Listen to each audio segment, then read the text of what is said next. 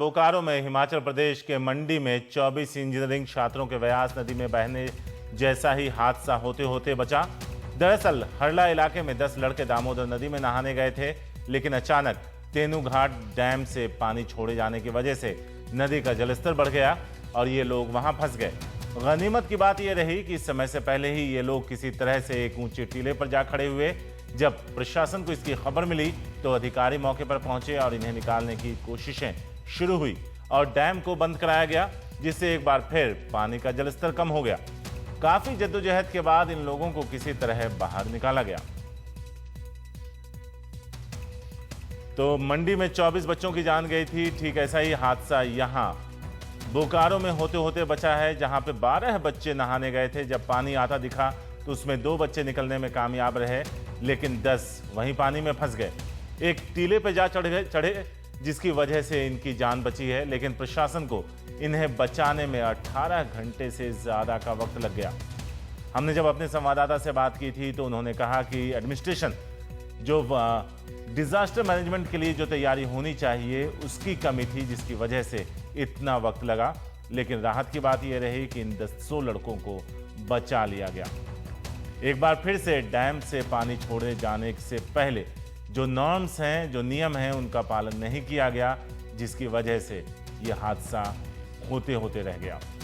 एक बार फिर हमारे साथ डीसी हैं उमा शंकर सिंह, उनसे बात करते हैं। सर, हम आपसे जानना चाहेंगे कि पहले तो हम ये जानना चाहेंगे कितना मुश्किल रहा इन बच्चों को बचाना। देखिए, बहुत मुश्किलें बहुत थी और जो धाराएं थी आपकी डैम की काफी तेज हो गई थी। हम लोगों ने 2-3 बार ट्रायल भी कराया। लोकल जो रिसोर्सेज थे हमारे पास, जो कुशल तैराक थे, 2-3 बार ट्रायल करने के बाद वो वापस लौट गए। उसके बाद हम लोगों ने एक दूसरा ऑल्टरनेटिव रास्ता ढूंढा जहाँ पे कि थोड़ी फोर्सेस कम थी स्ट्रीम की। उसके बाद फाइनली हम लोग वहाँ पर पहुँच के बच्चों को रेस्क्यू करा पाए। इसमें काफी समय लगा। एक्चुअली हम लोगों को काफी धैर्य रखना था, क्योंकि पानी का लेवल जब तक उसकी फोर्सेस कम नहीं हो जाती तब तक हम लोगों को कोई भी वहाँ पे रेस्क्यू करना थोड़ा सा चुनौती भरा लग रहा था। ऐसी स्थिति में थोड़ा सा हम लोगों ने धैर्य रखा। उसके बाद एक पूरी टीम तैयार की, पूरे इक्विपमेंट्स के साथ उनको भेजा और उसको रेस्क्यू करा लिया गया। डीसी साहब, हम आपसे समझना चाहेंगे कि इस तरह की सिचुएशन के लिए क्या एडमिनिस्ट्रेशन पूरी तरह से जो डिजास्टर मैनेजमेंट में जो एक पूरी तैयारी होनी चाहिए, क्या उसकी कमी है या फिर आपको लगता है कि जो पूरे इंतजाम थे वो आपके पास पूरे हैं?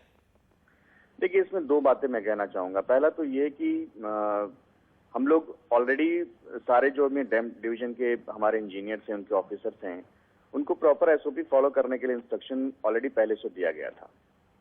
अब ये हम लोगों के द्वारा जांच का विषय है कि उनके द्वारा प्रॉपर एसओपी फॉलो किया गया कि नहीं किया गया। दूसरी बात रही जिला प्रशासन के रिस्पांस की, तो हम लोगों ने बहुत इमीडिएट रिस्पांस दिखाते हुए पूरी टीम के साथ वहां पर पहुंची और इमीडिएटली हम लोगों ने स्टेट गवर्नमेंट को भी, जो हमारे एक्सपर्ट फोर्सेस होते हैं, डीआरएफ की टीम या फिर चॉपर, उनके लिए हम लोगों ने इमीडिएटली सरकार को लिख भी दिया था। लेकिन चूंकि ये एक्सपर्ट की टीम आने में काफी लंबे समय लग जाते और हमारे बच्चे वहां पर काफी इम्पेशेंट हो रहे थे, ऐसी स्थिति में हमें यह भी देखना था कि फोर्सेस और भी ज्यादा ना बढ़ जाए। हम लोग को इमीडिएटली उनको रेस्क्यू कराना था, तो हम लोगों ने लोकल जो हमारे रिसोर्सेज थे उनके ऊपर रिलाय किया और उनसे हम लोगों ने उसको रेस्क्यू करा लिया। यह हम आपसे समझना चाहेंगे, जब ये रेस्क्यू ऑपरेशन चल रहा था और जब आपको ये खबर मिली डीसी साहब, तो क्या आपको मंडी का वो हादसा भी याद आया जिससे आप पे दबाव कुछ ज्यादा था? डेफिनेटली काफी ज्यादा दबाव था। हम लोग सारे लोग काफी तनाव में थे और राज्य स्तर के आला पदाधिकारी, आपदा सचिव और लगातार हम लोग सीएम सर से भी संपर्क में थे। हम अपने स्वयं हम लोग वहाँ पर डीसी, एसपी और सारे बड़े पदाधिकारी वहाँ पर उपस्थित थे। सब लोगों से जायजा वहाँ पर लिया जा रहा था और हिमाचल हादसे के बाद से लेकर तैयारियां हम लोगों को और भी पुख्ते तरीके से करके उनको बचाने की जरूरत थी और हम लोगों ने उसमें सफलतापूर्वक उसको निकाल दिया बच्चों को। डीसी साहब, हम आपसे फिर से एक सवाल पूछना चाहेंगे। हम ये जानना चाहेंगे कि इस तरह के हालात से निपटने के लिए जिस तरह के इक्विपमेंट की जरूरत होती है, जिस तरह का मैनेजमेंट होना चाहिए, क्या लगता है कि वो सब कुछ आपके पास उपलब्ध है, या फिर जब इस तरह की सिचुएशन सामने आती है तो समझ में नहीं आता कि आखिर आगे कैसे बढ़ा जाए? देखिए, इसमें 2 बातें तो बिल्कुल स्पष्ट है। पहली बात की यह है कि जो हमारे डैम डिवीजन के लोग होते हैं, जैसे कि जहां पर यह हादसा हुआ, जो सीटीपीएस जो हमारी डीवीसी की डैम है, उनके द्वारा प्रॉपर वहां पे एसओपी फॉलो नहीं की गई, उनके पास ऐसे कोई इक्विपमेंट्स नहीं थे। फ्रैंकली इसमें बताना चाहूंगा कि लोकल लेवल पे जो हमारे लाइफ जैकेट्स होते हैं या ट्यूब वगैरह होते हैं वो भी वहां पे डीबीसी डैम के पास नहीं थे, जो कि बहुत खेदजनक बात है। दूसरी बात यह है कि जो डीबीसी डैम जहां पर बच्चे स्नान करने गए थे और मछली मारने गए थे, वहां पे ऐसी स्थिति में जहां की बारिश काफी तेज हो रही है और डैम से पानी छोड़ा जाता है, ऐसी स्थिति में उन बच्चों को वहां पर जाने नहीं देना चाहिए था, क्योंकि डीबीसी के पास अपने फोर्सेस होते हैं, अपने प्राइवेट सिक्योरिटी गार्ड होते हैं। तो ऐसी स्थिति में डीबीसी के पदाधिकारी और उनके जो ऑफिसर्स थे वो वहां पे क्या कर रहे थे, वो डिटेल जांच का विषय जिसमें हम लोग जांच करवा रहे हैं।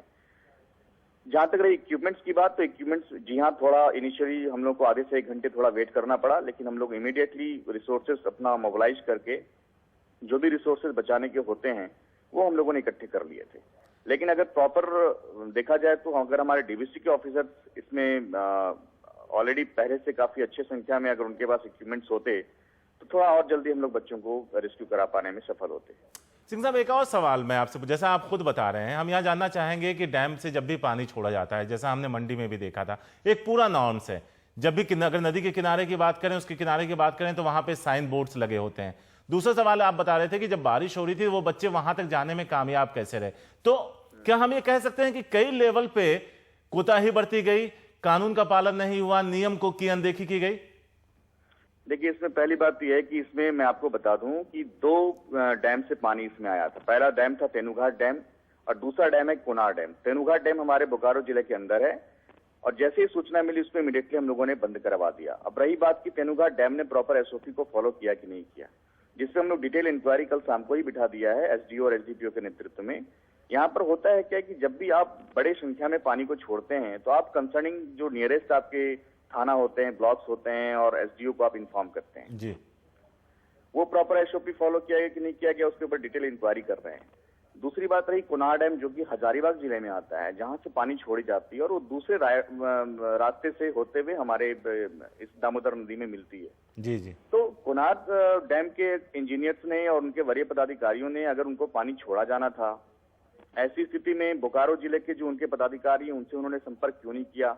जी। पानी छोड़े जाने से पहले इनको संपर्क किया जाना चाहिए था, इनको लोकल ऑफिसर से संपर्क किए जाने चाहिए थे। तो इन सारे बिंदुओं पे हम लोग डिटेल इसमें इंक्वायरी करवा रहे हैं और इमीडिएटली एक विस्तृत जांच रिपोर्ट हम लोग सरकार को प्रेषित करेंगे और जो भी इसमें रिस्पॉन्सिबल होंगे उनके खिलाफ एक्शन के लिए हम लोग सरकार को लिखेंगे। उमाशंकर सिंह जी, आपका बहुत बहुत शुक्रिया साफगोई से सारी बात बताने के लिए। पहले तो आप बधाई के भी पात्र हैं कि इन बच्चों को बचाने में आपको कामयाबी मिली, लेकिन अब ये जांच के बाद ही साफ हो पाएगा कि आखिर किस तरह से नियमों की अनदेखी की गई जिसकी वजह से 10 मासूम बच्चों की जान पे बनाई थी।